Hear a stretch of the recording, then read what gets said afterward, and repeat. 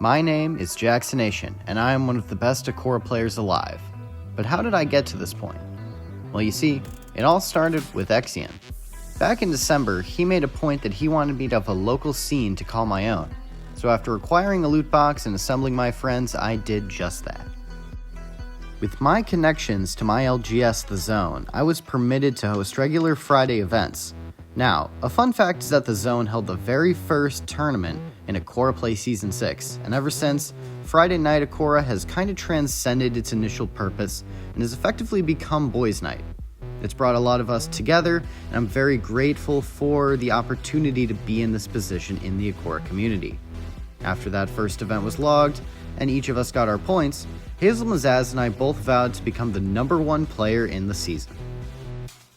This was easier said than done. Sets and Alchemy, two rival card shops in Georgia, also began hosting their regular tournaments and kept my players on their toes. These locations were notorious for being home to some of the best players to ever touch the game. Two such players quickly made their mark, rising to first and second respectively. Their names were Daniel Van Dyke and Patrick Cooper.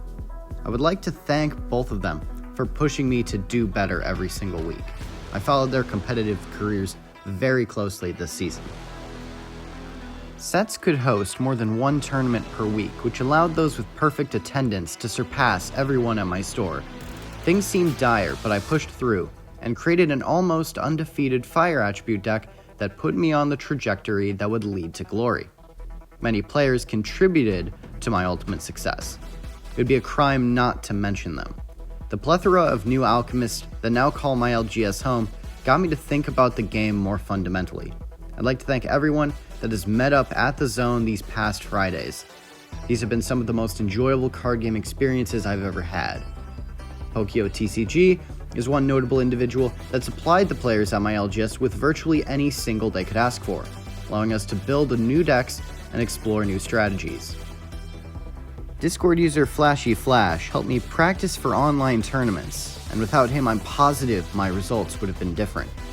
Eventually, I was inspired by Collector Maj to give the electric attribute a shot, and it was this deck that allowed me to finally surpass Hazel Mazaz and claim the #1 spot. Ultimately, it was the Akora team that made this all possible, so on behalf of the entire community here at The Zone, thank you.